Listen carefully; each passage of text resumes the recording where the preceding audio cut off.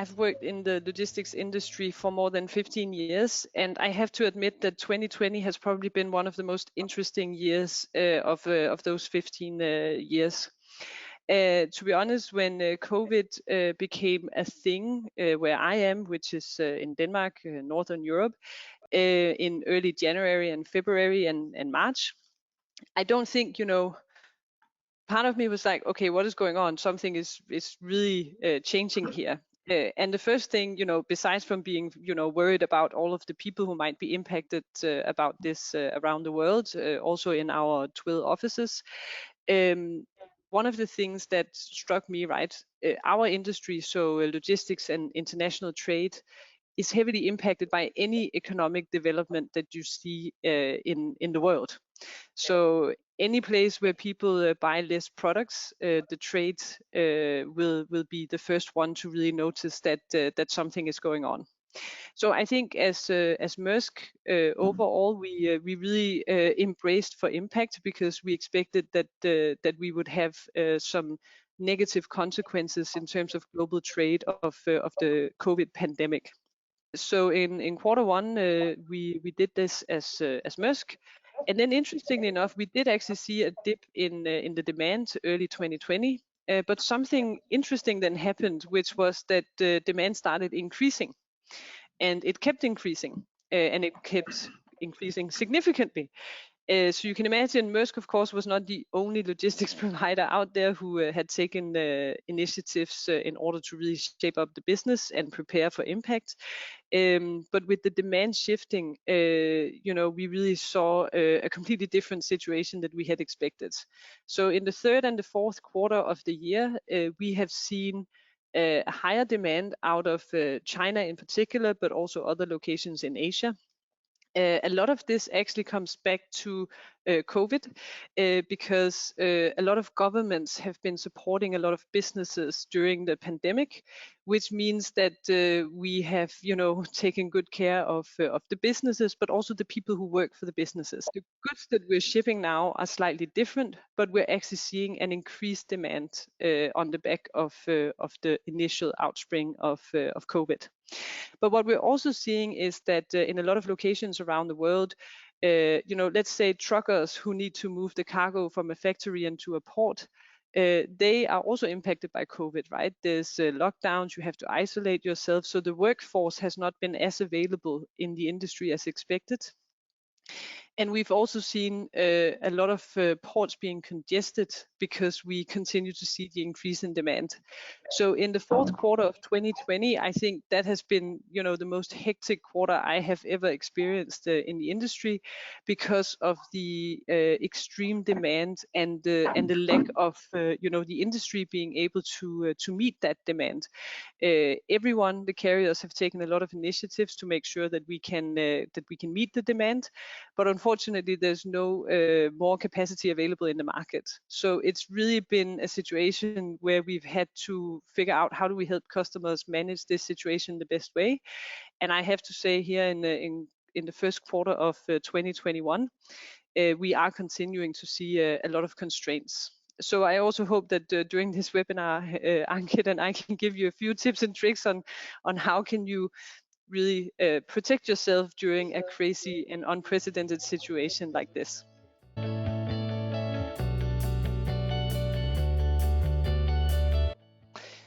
I think what we have seen is that a lot of companies have really had to rethink how they get their, how they sell their products to customers. So if you haven't been an e-commerce driven company, you probably have had to put up quickly a website to make sure that you could sell online, because physical trade or going into a store in many places has not been as easy. And I also think what we have seen in Twill is that a lot of companies are really looking to trade in a different way. So because we're working from home, because there's some limitations in how we can communicate and see each other, we actually see an increased openness for companies to deal with your interaction in a digital way. So also, having a sales call online, not being able to see people physically, but also something like booking a container online is something that in our industry, a lot of people have actually been like, that's maybe a bit too much.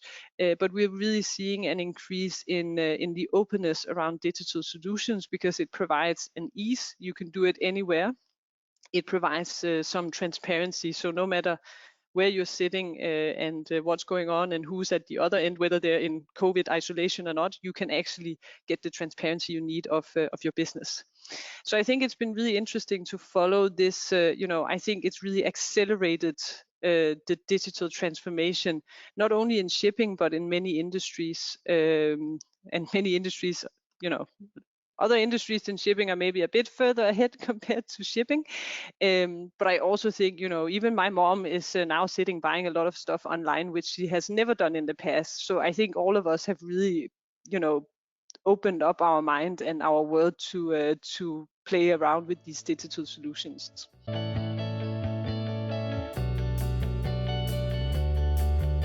Yeah, so we deal a lot with SME companies, and from my point of view, the most important challenges most of these SME companies face during the current economic environment are the biggest one is the credit risk on the buyer, which means basically bankruptcies of buyers. So we know that it's highest ever in the history.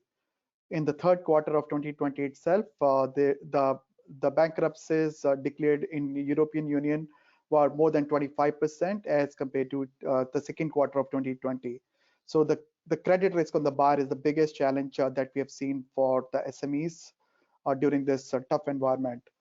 Another important point that we come across is the extended payment terms imposed by the buyers on the suppliers globally, where it's a large buyers, they tend to extend the payment terms, which means if earlier they were issuing the letter of credit to their suppliers, now they demand to extend it to the open account 30 days maybe. If somebody was doing open account 30 days, they want to stretch it to maybe 30 to 60 or maybe 90 or even 120.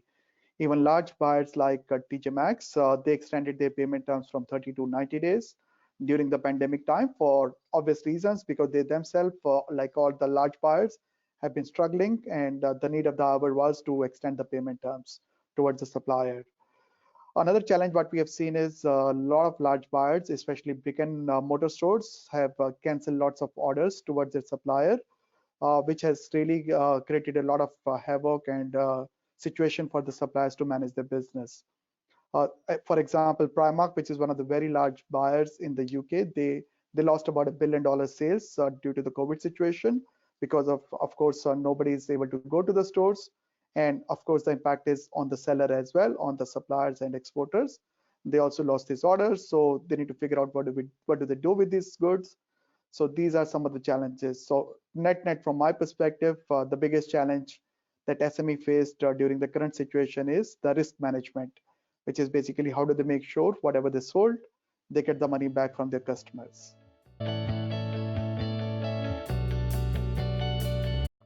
Oh yeah, so innovation and quick adaptability is a key under this situation, right? So when we have a new normal, whosoever adapted to the current situation, and they have been very, very successful in this situation. Key example is technology companies, especially those who facilitated remote working and distance meeting. They have really been benefited from the current situation. Another classic example may be stock market in the US. They have really seen the highest ever Dow Jones Industrial Average hit the highest all time in December 2020. They reached 30,000 points. Same way, Standards and Poor hit a record of 3.7K in December 2020. And of course, government has been spending a lot of money all over the world, and which has resulted the rock bottom of interest rate. And this is another impact because of which a lot of people are investing in stock market, and stock market is seeing the new high all over the world. And as Trina mentioned, digitalization all over the world across industries such as e-signature, e-documents, e-payments, e-bill of lading, paperless trade, anything around digitalization has really been positively impacted because of this situation. Because again, nobody is able to go to the offices, nobody able to send any physical documents. So need of the hour has been digitalization. And again, as Trina mentioned, I completely agree. E-commerce has been one of the very important tool where, like my son, he doesn't like to go to the store. He just want to order everything online. And brick and mortar companies have really suffered during this tough time. Companies like Debenham, JCPenney, Peacocks, many of these companies have gone belly up, and the list goes on and on. So yeah, the key is innovation during this situation. Yeah. One of the challenges we've also seen has really been around how do you then go to market, right? So if you suddenly need to have an e-commerce driven business, how do you go to market, and how do you make sure that you have all your goods available with the end buyer at their door? Especially also considering all the constraints that have now happened out of China, right? So making sure that Yeah. you actually can deliver to your consumers on time. I think that Yeah. has been an Yeah. interesting challenge.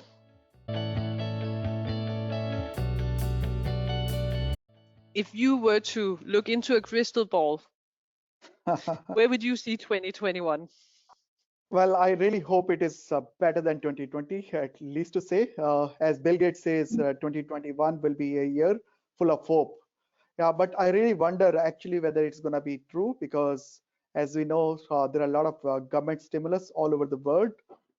Even major economies like the US, government has pumped in 14% of the US GDP into the economy. I wonder what would happen when the government stop pumping this money back into economy again.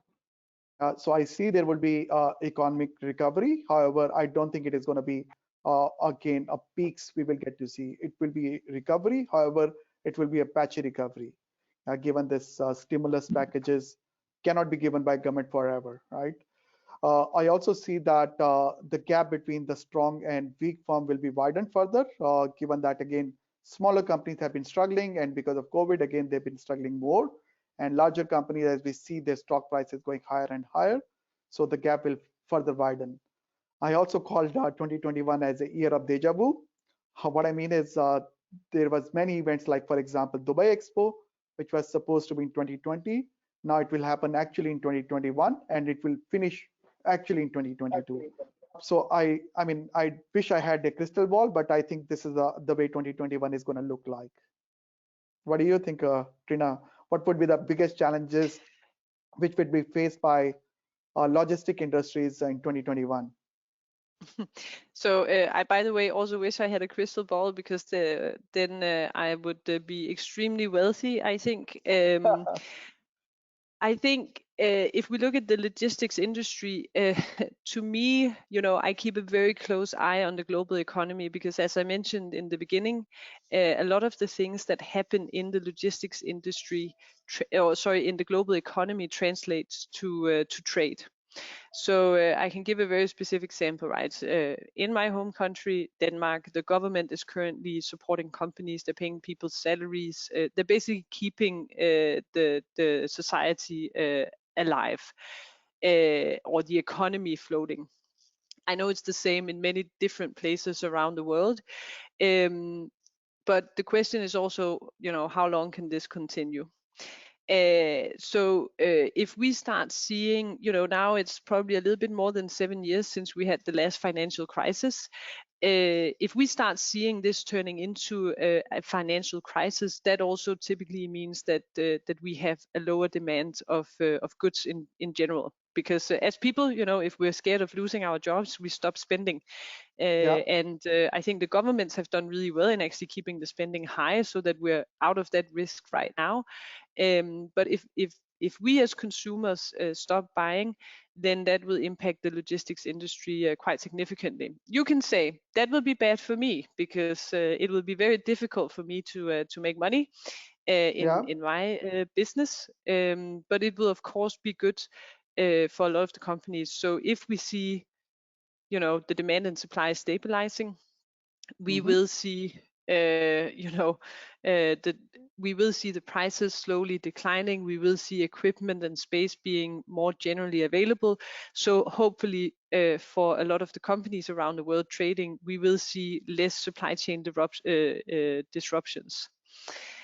I also think, though, that we will see a structural change in how people trade.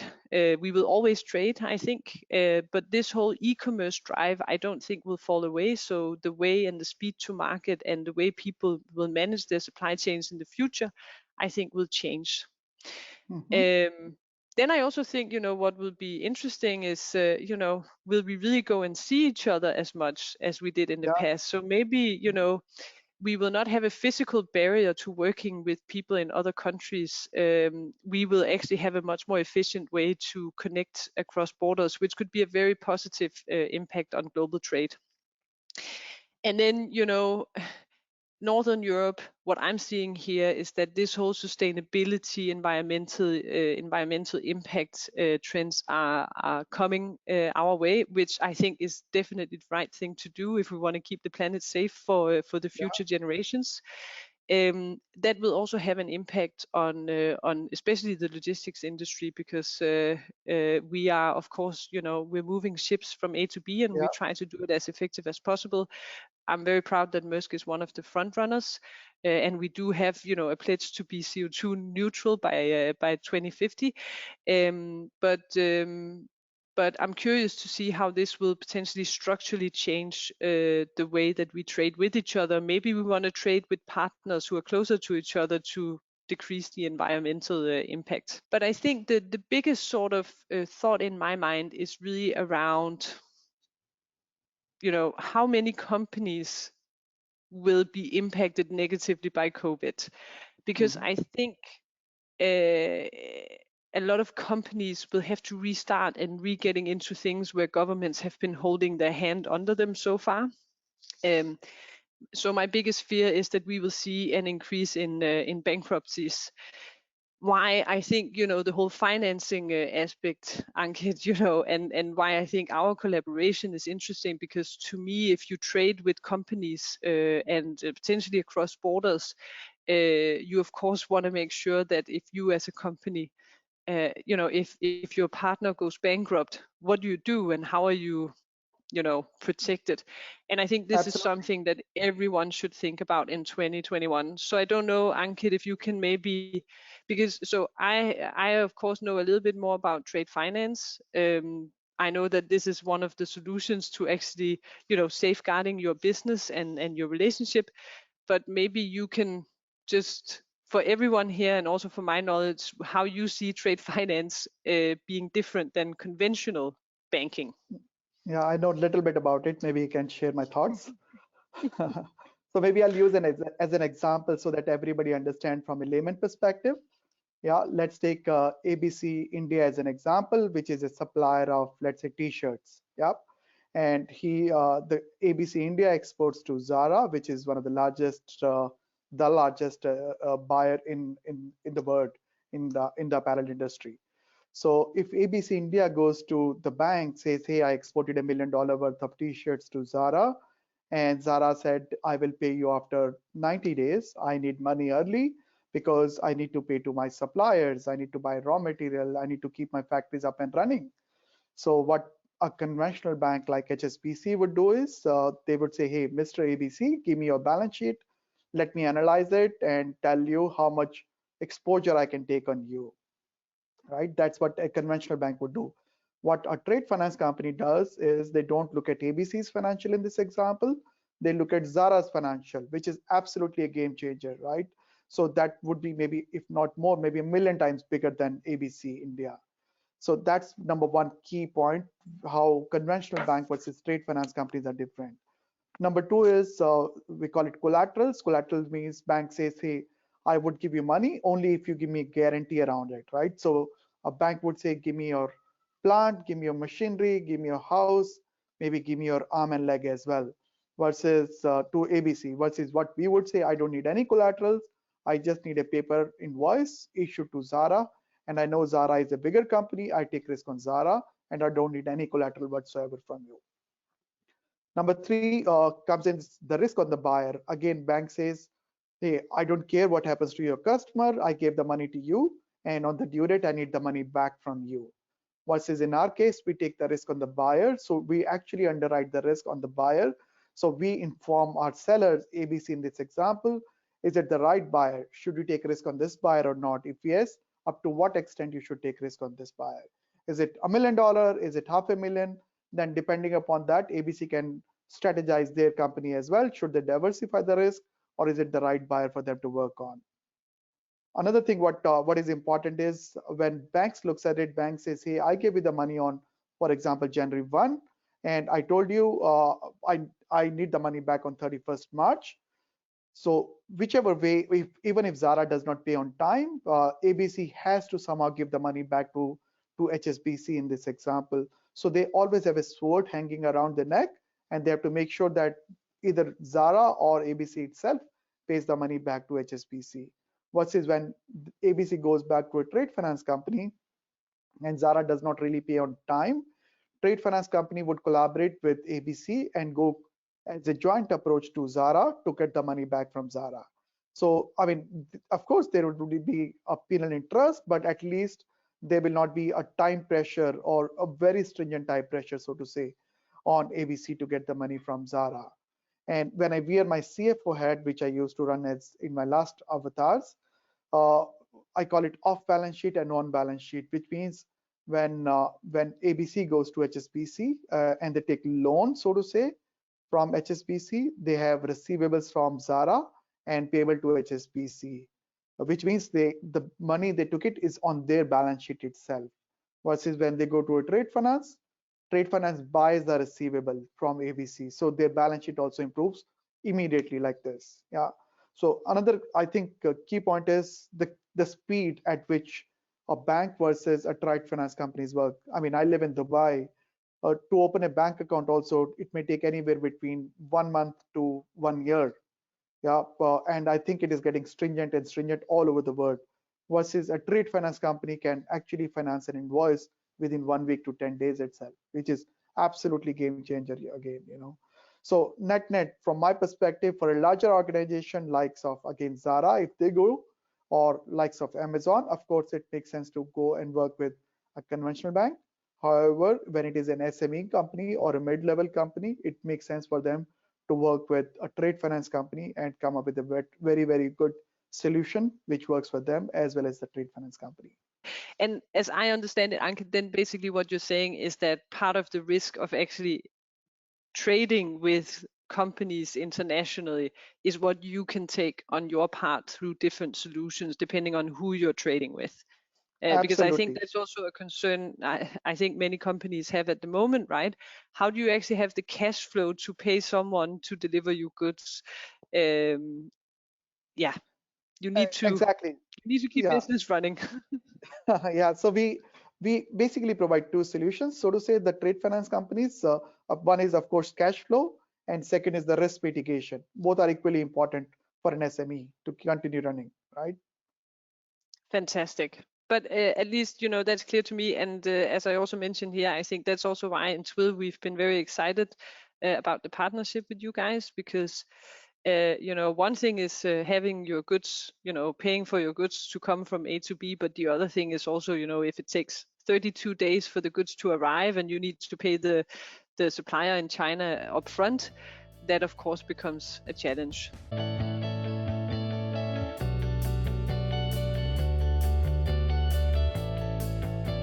For an SME company, the key is to always manage their risk and always manage their working capital.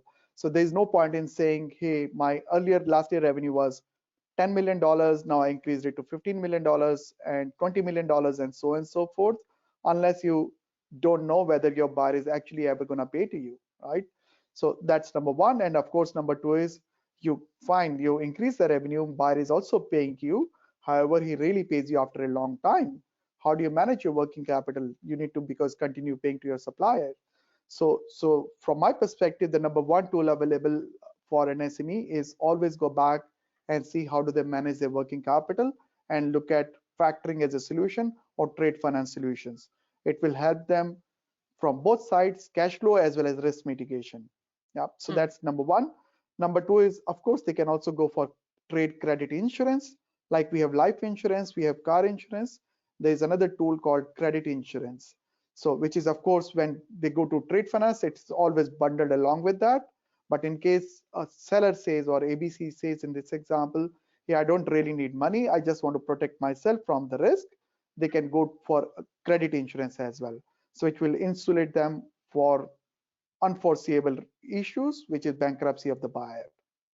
Yeah, of course, they can logically, they should also work with only those buyers which really they know for and have long-term relationship with them. And I think another important point is the payment terms. How do they manage the payment terms with the buyers, right? So in an international trade finance, there are multiple payment terms, right? So let's say you are a buyer and I'm a supplier. You want to pay as late as possible and I want to get as early as possible, right? So there are four, I mean, broadly speaking, there are 4 or 5 different payment terms, right? As a seller, I would say, give me advance. You would not like to give me advance, right? So that's number one, payment terms. It works absolutely well from a seller perspective, but from buyer perspective, it doesn't really work. So the buyer would never like to pay advance to a seller unless they have to, right? So, I mean, companies like Amazon or Apple, right? They say, hey, I need money before I let the goods go out, right?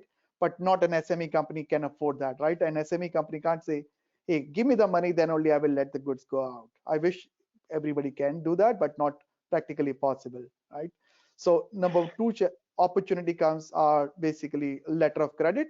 I say, hey, Mr. Buyer, I so to say, I don't trust you. So give me a document which is issued by a bank. So I take risk on the bank, not on the buyer per se, right?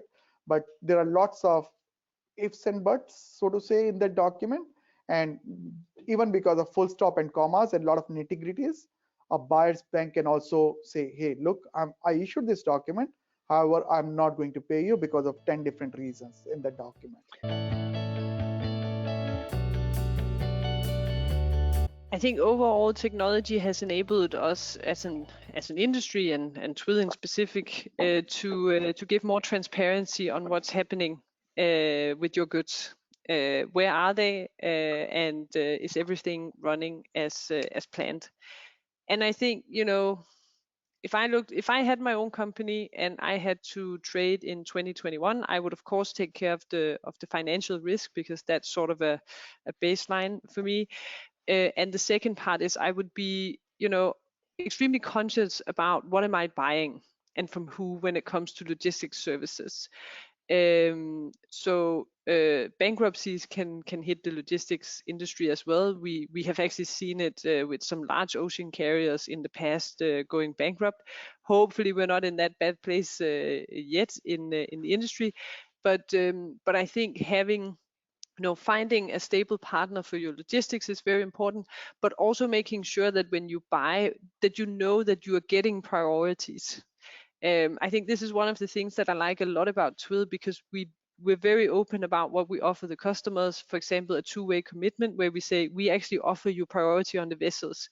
We can do that because we're part of Maersk, and basically we are offering a pure carrier offering.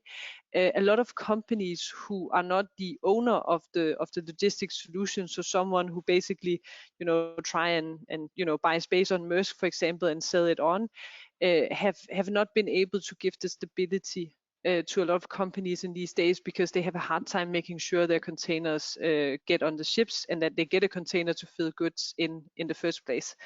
So I don't want to make this a sales pitch around Twill, because that's not the intention here. The intention is that, you know, for you guys to know that selecting the right provider in these times can save you a lot of money and a lot of you know, it can free you, or what do you call it, you don't get Anxiety. as many unhappy customers. You don't want your goods to be you know, 30 days late because you couldn't get a container in Asia. So I really encourage everyone to think twice about who are you putting your logistics with these days. I think globalization is here to stay. I think what will change is our travel patterns. So you can say, will we travel as much? Not necessarily, but now we all know how to connect over video calls. So I think the barrier of, for example, finding a new supplier in a new location has reduced significantly. So I actually think globalization will continue. When it then comes to the patterns of how trade and how that will look, my personal, I hope and really wish that that a company like Maersk, for example, will achieve its goals by making it CO2 neutral, because that will basically mean that you can have access to any supplier in any location that can help. You can get it at the cost you want. You can get the quality that you want, and so forth. But with that said, I think the e-commerce driven, us as consumers and how we want to buy things, to be honest, right, I want to order things today and I kind of want to get them today.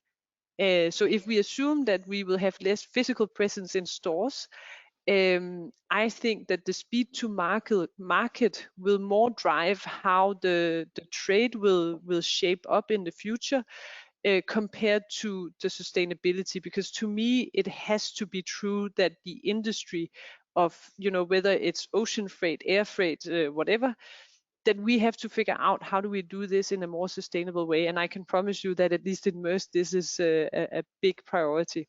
Because of COVID. So lots of countries started to see, hey, is China, so far everybody was just importing from China, or that was a key import market from their perspective. So now everyone started to look at, hey, do we really need to diversify our supply chain, and started looking at many other countries as well, right? So like, for example, lots of garments or apparel companies, they started, hey, should we diversify to possibly Vietnam, Cambodia, India, or so and so forth, right? So all the countries as well as companies have started to diversify their supply chain base. It will further, going back to the question, I think it will further enhance the globalization, from my point of view. And I think global trade has actually increased the global wealth. So most countries and governments have an interest in allowing for trade to happen, because it increases wealth in general. I know that the US-China situation, that's a special case. Now there's a new president in the US, so maybe this will change. But I agree, the economic situation, trade barriers, that can indeed impact where you source from. So if you are in global trade, you should, keep a finger on the pulse in terms of the political landscape as well. Yeah. Oh yeah, absolutely. So we see huge changes in the trade finance, especially non-conventional banking. So as I mentioned, most of the companies, as we know, fintech as well, right? So everybody is right now going for fintech. So most of the things happen digitally. Maybe I'll put it in perspective at MODIFI. So we don't really need the client or buyer to sign any document. Everything happens on the platform. Client signs the document on the platform, buyer signs the and confirms everything on the platform. So everything is pretty much frictionless and paperless. Again, we don't have a crystal ball, but the indications that we're getting now. So to all of you, if you are in Asia, I doubt it, because it's probably late at your end. But the Lunar New Year is coming, and there's a holiday season coming over the next couple of weeks in many Asian countries. That also means that the supply out of China in particular, is slowing down a little bit, because everyone has sort of put in their orders before the Chinese New Year. So we are seeing a slow improvement, and we have more and more containers available. So as a shipping line, we're also doing a lot of things to make sure we have the containers where we need them. So I just want to say that we have actually repositioned a lot of equipment. We have repaired a lot of containers that were not ready to ship, to really try and ease the situation. I would say Chinese New Year or Lunar New Year's will not be the exact same this year due to the COVID restrictions. So there's a lot of restrictions on how you can travel in China in particular. And there's a lot of factories who still have a high demand, which means that they're giving their employees bonuses to actually stay over the holiday season. So where we usually see a big dip in the demand or the supply out of China during this period, this year we don't expect it to dip as significantly. So that's also why, you know, in a normal situation, I would say after Lunar New Year, everything will probably be back to normal.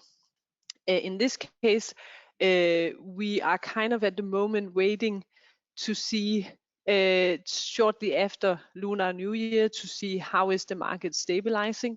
We do expect it to stabilize, but we don't expect to have equipment overflow in Asia. Let me put it like that. So my best advice to everyone is to make sure that you secure your bookings with the right partner to make sure that you get what you need to keep the flow running. For at least, I would say after, you know, the first 6 months of the year. I kind of hope the world looks different also in terms of vaccinations and all of this. But up until then, I would still be very, very careful and be very closely monitoring the situation.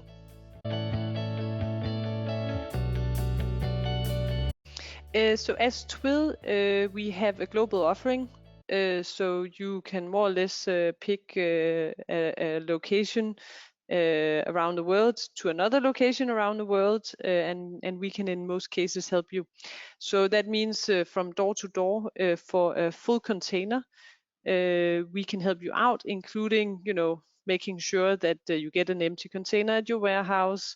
Someone comes and picks it up and takes it to the port. Someone loads it on a ship, and someone takes care of all the customs clearance processes that you have in the local countries.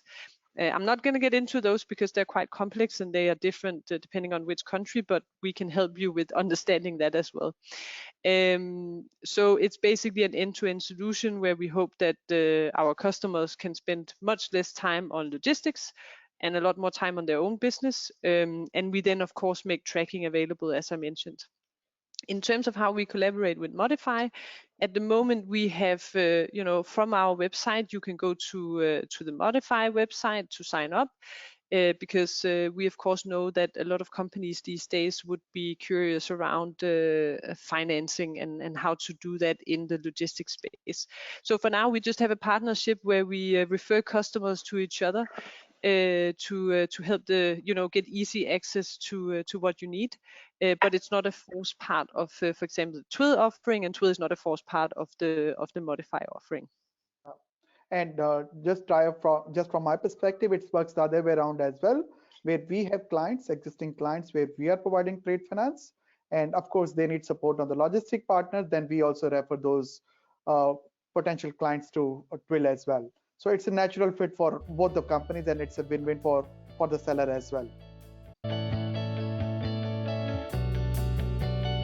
Yeah. So from my perspective, there are only two key points that I would like to have everybody to take away with. Number one is the risk management. The supplier should see how should they mitigate their risk. They should first understand what the risk is, and they should then learn how do we mitigate them, right? And the number two is how do they manage their working capital, which means just to make sure they always have enough cash to pay to their supplier, even if buyers are delaying the payment or there are some bankruptcies are hit, they should know how do they manage the working capital for themselves. Make sure you select the right partners in challenging times. That is what will hopefully make your life a little bit easier in a very different and unprecedented situation, I think, for all of us.